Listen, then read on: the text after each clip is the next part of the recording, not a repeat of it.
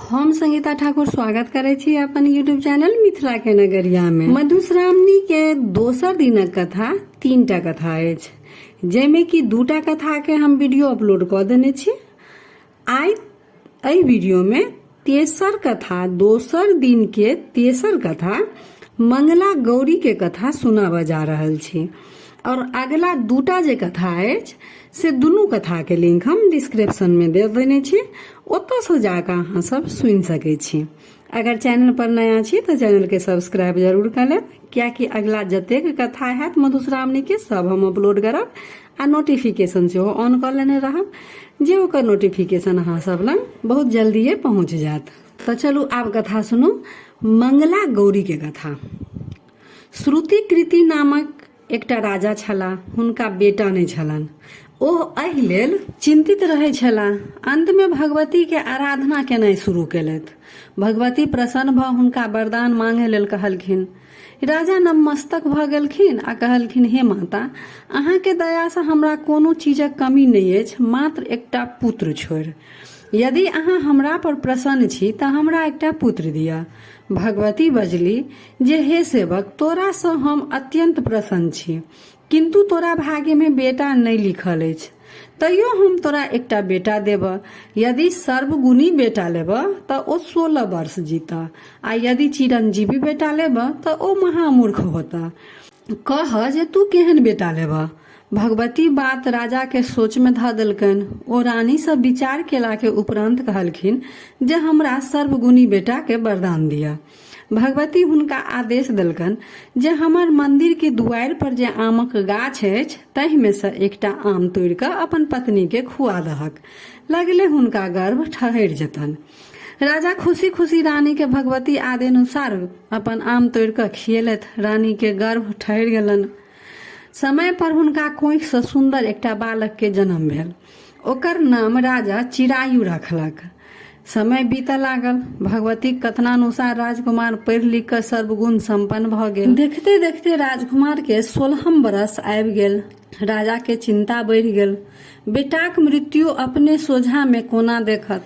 राजा अपन सार के बजौलथि आ राजकुमार के अपन हुनका सुपुर्द कऽ देलखिन आ कहलखिन जे अहाँ हिनका काशी लऽ जाउ। जाबत जीवथि ताबत हिनका सुख सुविधाक पूर्ण ध्यान राखब। मरणोपरांत हिनका राजकुमारक योग सम्मान सहित मणिकर्णिका पर दाह संस्कार क्रियाक्रम कऽ घुरि आयब। मामा भागिन काशी का रास्ता में जाइत जाइत आनंद नगर पहुँचला। ओतऽ वीरसेन नामक राजा राज करै छलथि। हुनका मंगला गौरी नाम के एकटा सुंदरी आ सुलक्षणी कन्या रहनि। हुनकर विवाह आइए राति होइतनि। राजकुमारी फुलबाड़ी में सखी सब संग गौरी पूजा हेतु फूल लोढ़ै छली। गप्पे सप्पे में कोनो सखी तमसा कऽ राजकुमार के रारिन कहि देलकनि। दोसर सखी सब एहि पर ओकरा खूब फज्झति केलक जे एहन शुभ दिन में एहन अशुभ बात किया राजकुमारी के कहै छी। किंतु राजकुमारी कहि उठली जे दूर एकरा रारिन कहने हम की विधवा भऽ सक। हमरा कुल में तऽ आइ धरि तक कियो रार नहि भेल अछि। हमरा ओते तऽ सब केओ गौरी तेना कऽ गोहरौने रहै अछि जे विधवा होबाक असंभव अछि। वरन हमरा हाथक अक्षत जहि बरक माथ पर पड़ि जेतै तऽ ओ यदि अल्प आयुओ रहतै तऽ गौरी कृपा से चिरायु भऽ जेतै। संजोग से चिरायु मामा के संग ओहि फुलबाड़ी में ठहरल छलाह। राजकुमारी के गप हुनका दुनू गोटे के कान में पड़ल। मामा जी सोचलनि जे यदि एहि राजकुमारी संग हुनकर भागिनक बियाह भऽ जेतनि तऽ अल्पायु जे छथि ओ सो चिरायु भऽ सकैत अछि। संयोग एहन रहै जे राजकुमारी के जे राजा के बेटा से विवाह होतनि से सब अपन बर बरियाती के संग उहे फुलबाड़ी में डेरा खसने रहे। सुकेतु वर्मा जे कि जिनका से कि राजकुमारी के विवाह होतनि उ एकदम कुरूप आ बहिर छलाह। बरक बाप आ पित्ती विचारने छलनि जे एहन कुरूप मूर्ख यदि मरबा पर जायत तऽ कनिया वाला बर के घुमा देत।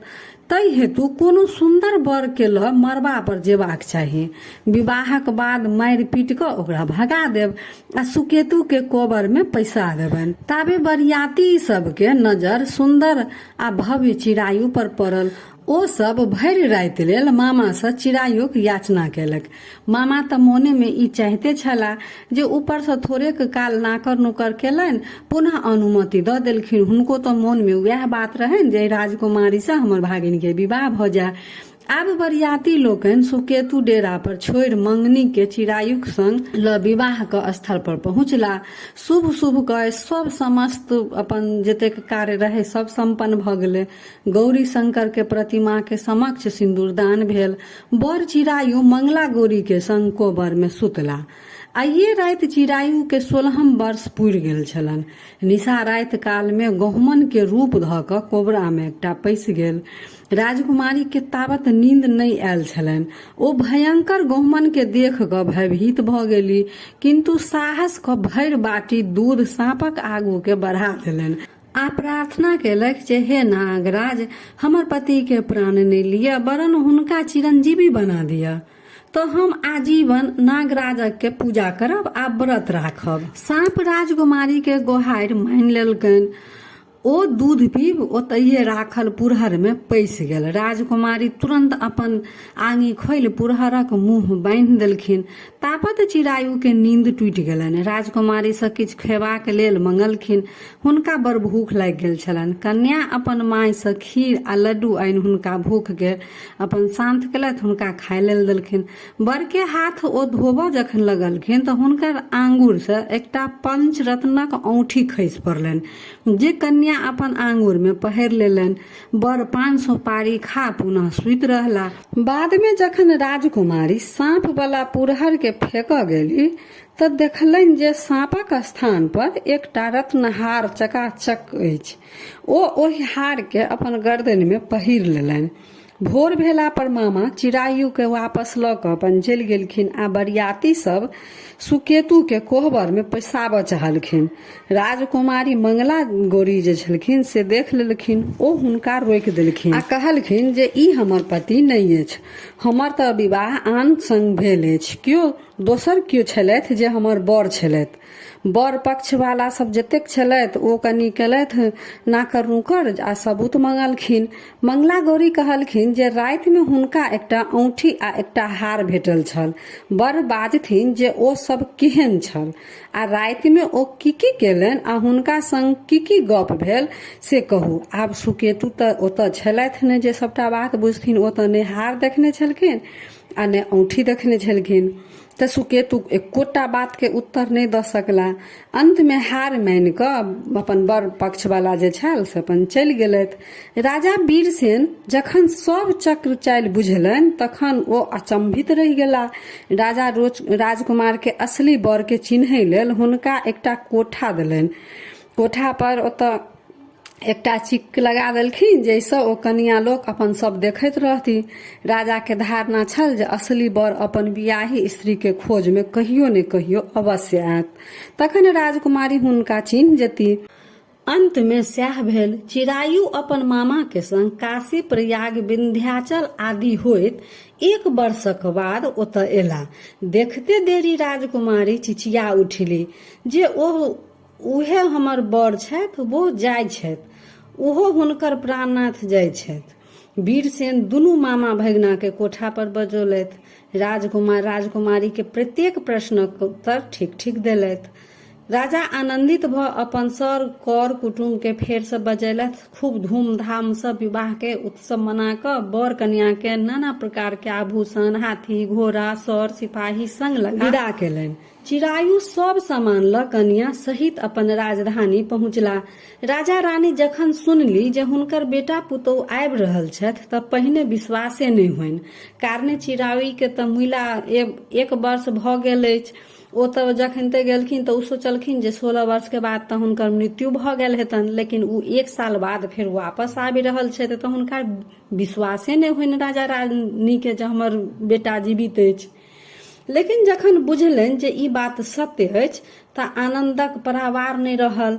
तऽ बेटा पुतोह आगू आबि कऽ राजा रानी के प्रणाम केलथि। पुतोह मंगला गौरी के सास भरि 5 के कोरा में बैसोलनि आ मंगला गौरी के हुनका अपन नैहर में गौरी पूजा के रिवाज तथा कोन हुनका अनुकंपा से सब केओ सतत सुहागिन रहै छथि से कथा कहि कऽ सुनेलथि अपन साउस के। तैं गौरी आ नाग पूजा के सधवा जीवन में बड़ महत्व अछि। सुहागिन महिला हमेशा गौरी पूजैत रहै छथिन आ नाग के पूजा करैत रहै छथिन। तऽ यह रहा मंगला गौरी के कथा। तऽ अगर नीक लागल वीडियो तऽ लाइक शेयर सब्सक्राइब कऽ कऽ मैथिली भाषा के सपोर्ट जरूर करब। तऽ फेर उपस्थित होइ छी एकटा नया वीडियो के संग। ताबे तक जय मिथिला जय मैथिली।